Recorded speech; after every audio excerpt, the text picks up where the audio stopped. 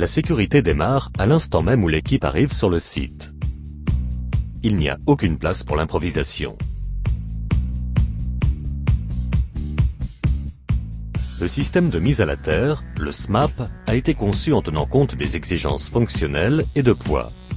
Chaque opération est orchestrée du sol. Le matériel est testé avant son transfert d'une main à l'autre. Les distances de sécurité sont contrôlées. La position du monteur vis-à-vis des conducteurs et la position de la corde de service, véritable cordon ombilical entre le sol et les opérateurs. Le port des lunettes est devenu obligatoire pour la protection des yeux en cas d'arc ou de projection. Autre précaution, l'opérateur doit être décalé par rapport à l'isolateur lorsqu'il intervient sur le conducteur. Et ceci pour exclure l'opérateur de la trajectoire d'un éventuel arc.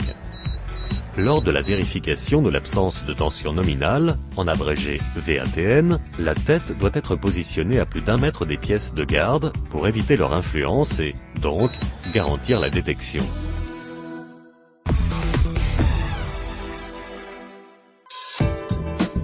Ce nouveau concept de mise à la terre garantit à la fois le respect de la procédure et clarifie les opérations sur les chantiers comportant des mises à la terre multiples. La grande spécificité du SMAP réside dans le rôle de la clé, utilisée comme condition de passage au geste suivant. Cette clé exclut toute erreur de manipulation dans la chronologie de mise en œuvre, car elle rend impossible de sauter une étape.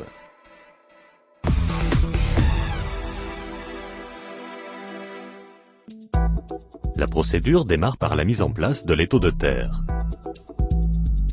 Si cette mise en place a lieu sur une cornière peinte, il est rappelé que la peinture doit être enlevée. De son côté, l'étau est conçu pour offrir une pression de contact optimale.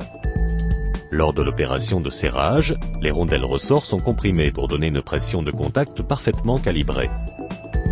Il est donc tout à fait inutile de forcer ce serrage, et tout aussi inutile, et même déconseillé de faire un tour mort autour de la cornière, ce qui pourrait endommager le câble de terre.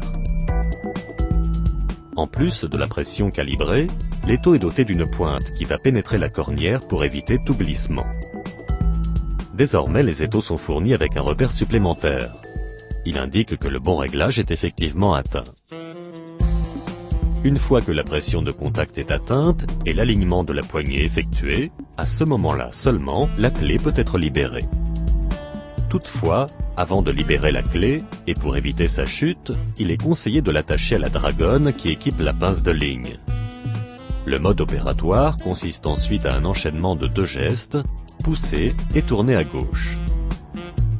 La clé étant libérée, nous allons pouvoir l'installer sur la pince, là aussi, par un enchaînement de 2 gestes, l'introduction et la rotation en vérifiant bien que l'ensemble clé-barillet recule. C'est le recul qui indique que la pince peut alors être manœuvrée librement. Si l'ensemble clé-barillet ne recule pas, il convient de jouer sur l'axe de la pince, ce qui libère le verrouillage. Notez que l'introduction comme le retrait de la clé se fait sur une pince dont la mâchoire est totalement fermée, mais non serrée. L'ouverture de la pince est maintenant possible. La pince est prête pour son installation sur la perche, puis sur la ligne. Lors de cette manœuvre, l'opérateur doit prendre garde à ne pas toucher le câble de terre. La clé est désormais prisonnière sur la pince et sur le conducteur. L'étau de terre est à ce moment-là entièrement sécurisé. Sans cette clé, impossible de le desserrer.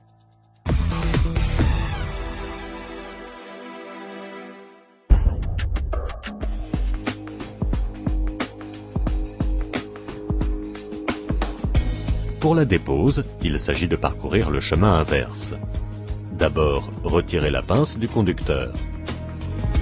Ensuite, il faut refermer la pince sans la serrer pour pouvoir retirer la clé. Maintenant, grâce à la clé, nous allons pouvoir déverrouiller le bon étau et uniquement le bon étau. Ceci évite le risque d'ouverture d'un étau avec une pince encore connectée.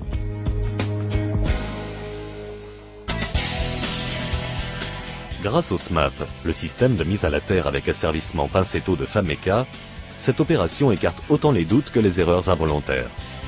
Car avec cet outil, un seul cheminement est possible. Lors de la dépose des terres, ce système permet d'éviter de se tromper d'étau et de s'insérer dans un circuit électrique. Le SMAP est un élément qui s'intègre parfaitement à la chaîne de sécurité et à l'esprit professionnel des lignards. À ce niveau, la vie de chacun est dépendante de la fiabilité du moindre élément. Pour que les monteurs acceptent durablement ce système, il faut qu'ils se souviennent que des accidents graves et mortels sont arrivés à du personnel très qualifié.